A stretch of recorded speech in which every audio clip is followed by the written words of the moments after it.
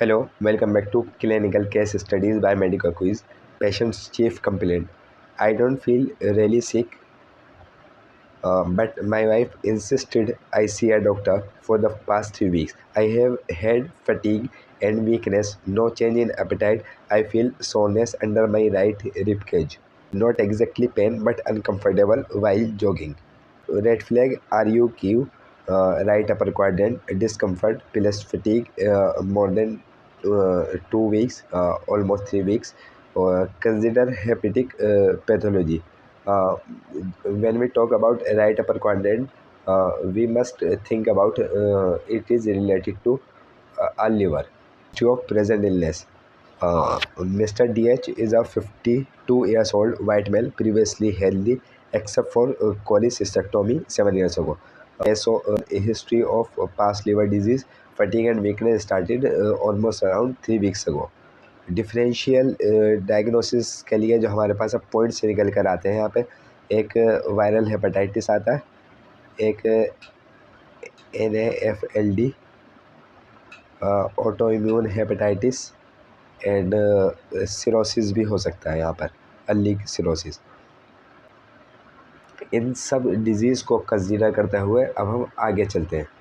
Past medical history के अंदर और फैमिली हिस्ट्री के अंदर सिर्फ MBA हुआ है इन्हें 1996 में, जो कि that required a blood transfusion. Okay, और cholecystitis and cholecystectomy 7 years ago। Father type 2 diabetes और मदर एल्कोहलिक थी और no family history of liver disease. Past transfusion हुआ था प्री 1992 में, तो यहाँ पर हमें कंसीडर करना है कि ये रिस्क है हेपेटाइटिस सी का। Social history, drinks 6 packs beers on weekends, और history of IBDX used cocaine और स्नोटिंग 15 years तक। 5 चिल्ड्रंस हैं, डाइवोर्स हैं, और regular exercises, no international travel. तो पास्ट IBDX की वजह से और माइनर टैटूज़ की वजह से कुछ मेजर रिस्क हो सकते हैं। इसके अलावा कोई ऐसी कंडीशन नहीं है जिसे हम डिस्कस करें। अब अगर रिव्यू ऑफ सिस्टम्स करें तो यहाँ पे फटीग पाया जाया है, वीकनेस नोटेड है, जॉन्डिस नहीं है, रेशेस, गायनेकोमास्टिया, पेरिटाइटिस, हेपेटाइटिस, लॉस एक्सेट्रा ये सब अब्सेंट है, और एलिवेटेड लिवर एंजाइम्स है 10 months अगो। इग्नोर्ड फॉलोअप, क्लिनिकल इंपॉर्टेंस यहाँ पर जो निकल कर आती है इस बात पर कि एलिवेटेड लिवर एंजाइम्स थे और 10 months अगो और उनका कोई ट्रीटमेंट भी नहीं किया, तो एक क्रोनिक हेपेटाइटिस की कंडीशन बन सकती है। मेडिकेशन इनकी कोई नहीं है और बाकी कोई ड्रग्स है या फूड से एलर्जी भी नहीं है। फिज़िकल एग्जामिनेशन देखते हैं। नॉर्मल स्किन है, एक्टेरस स्पैड है, एंजियोमास और रेशेस नहीं है। टैटूज़ हमें मिले हैं इनकी बॉडी के ऊपर, और असाइटिस और स्प्लेनोमेगाली नहीं है, और other systematic examination with in normal limit. इसके बाद अगर हम LFT देखें, ये सब नॉर्मल है, इसे आप खुद चेक कर सकते हैं। अगर हम लैब की बात करें और उसमें भी स्पेसिफिकली LFT की, तो AST की वैल्यू 142 है और ALT इज़ 120, ALP इज़ 178। तो ये सब मिलाकर के तीनों को एक साथ अगर हम देखें तो हेपेटोसेलुलर पैटर्न शो करता है। टोटल बिलीरुबिन 1.5 था और डायरेक्ट बिलीरुबिन 1.1 था। एल्ब्यूमिन काफ़ी लो है, 3 ग्राम पर DL है। ये अर्ली सिंथेटिक डिस्फंक्शन को शो करता है। AFP इज़ 14 नैनोग्राम पर ml। Mildly elevated AFP is a surveillance marker for HCC, hepatocellular carcinoma. Okay, यहाँ पर हम इस कंक्लूजन पर अभी तक पहुँचे हैं।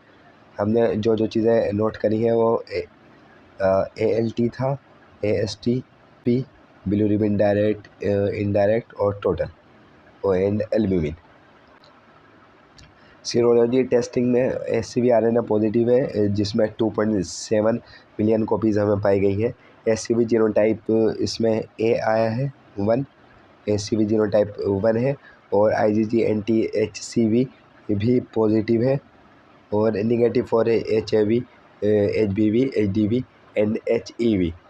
डेफिनेटिव डायग्नोसिस यहाँ से कंफर्म होती है, क्रोनिक हेपेटाइटिस सी इन्फेक्शन है, जो कि हम पहले भी डिस्कस कर चुके थे। हेपेटाइटिस सी के इनमें से कोई हो एक कंडीशन हो सकती है, वो उन्हीं में से एक आई। अब अगर हम यूरिनोलिसिस की बात करें तो यहाँ पे डार्क येलो यूरिन का कलर है, एंड बिलिरुबिन पॉजिटिव है, WBC 1 पर HPF, और एल्सार normal. Single significant abnormally urine bilirubin जो पाया गया, जो कि कॉन्जुगेटेड हाइपर बिलिरुबिनीमिया को शो करता है। लिवर बायोप्सी में यहाँ पर है लिम्फोसाइट एग्रीगेट्स पाए गए हैं, माइल्ड फाइब्रोसिस और मैक्रो वेजिकुलर स्टेटोसिस भी पाया गया है, जो कि कंफर्म करता है हेपेटाइटिस विद माइल्ड फाइब्रोसिस को। और ये हेपेटाइटिस भी क्रोनिक है, chronic hepatitis with mild fibrosis. Okay, अब कुछ क्वेश्चन हमें दिए गए हैं। डायग्नोसिस हमारी कंफर्म है chronic hepatitis C. Question number second, definitive test HCV RNA, anti-HCV, IgG, liver biopsy, इन सब ये सब टेस्ट करे गए थे।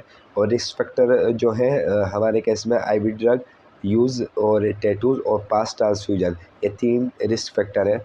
बट अगर हमसे पूछा जाए मोस्ट लाइकली कोज क्या है, जो क्वेश्चन नंबर 4 में पूछेगा, तो past IV drug use is most significant in this particular case. तो why not blood transfusion must be more significant than past IV drug? तो इसमें क्योंकि ये कंडीशन थी 1992 के आसपास की, और ट्रांसफ्यूजन इन 1990 से, बस screening for HCV began past 1992 hence less likely. Okay, question number 6 में है प्रीफर्ड ट्रीटमेंट।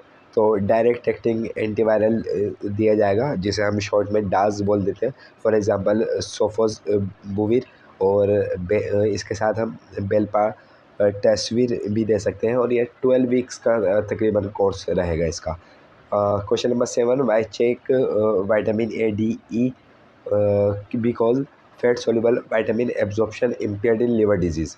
फैट सोल्यूबल जो हमारे विटामिन होते हैं वो 4 होते हैं, विटामिन की, vitamin E, vitamin D and vitamin A।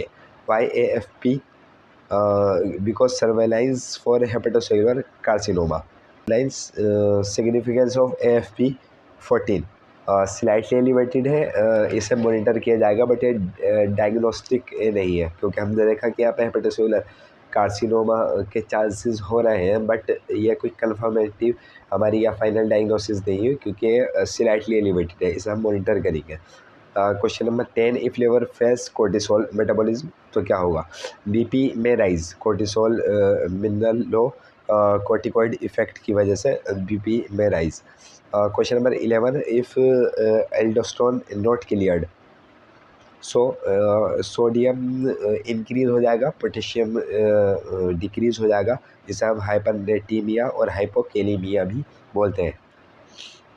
हाइपरकेलीमिया की कंडीशन में क्या होता है और उसके रिस्क फैक्टर क्या होते हैं, वो आप मुझे बताइए।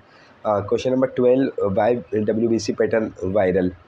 Because normal WBC count lymphocyte dominance, जो कि शो करते हैं टिपिकल ऑफ वायरल इन्फेक्शन को। Identify 7 abnormal abnormal laboratory blood tests that are consistent with the diagnostic liver injury and reduce hepatic function। जो बेसिकली हमसे 7 abnormal LFTs पूछी गई हैं, तो AST, ALT, ALP, total and direct bilirubin, low albumin और mild elevation of AFP। Question number 14 में हमसे basically urine finding पूछा है, तो बिलिरुबिन पॉजिटिव है यहाँ पे, जो कि शो करेगा कॉन्जुगेटेड हाइपर बिलिरुबिनीमिया को। Question number 15, which is the last question, why avoid alcohol? Peritonitis से लिवर इंजरी एक्सेलरेट करता है फाइब्रोसिस प्रोग्रेशन को, क्योंकि हमने यहाँ पे जो बोला है ये क्रोनिक हेपेटाइटिस है विद माइल्ड फाइब्रोसिस, तो यहाँ पर इस वजह से एल्कोहल अवॉइड करना चाहिए। So hepatitis C often present subtly. Fatigue and abnormal LFTs may be the only sign. Red flag like right upper quadrant tenderness, tattoos or IV drug history must raise suspicion. Early diagnosis and treatment with DAS have more than 95% cure rates. So, thanks for watching this detailed case breakdown. Don't forget to participate in the quiz based on these cases. Like, share, subscribe to Medico Quiz for more clinical cases that build your diagnostic reasoning. Until next time, stay curious, stay clinical. Thanks for watching.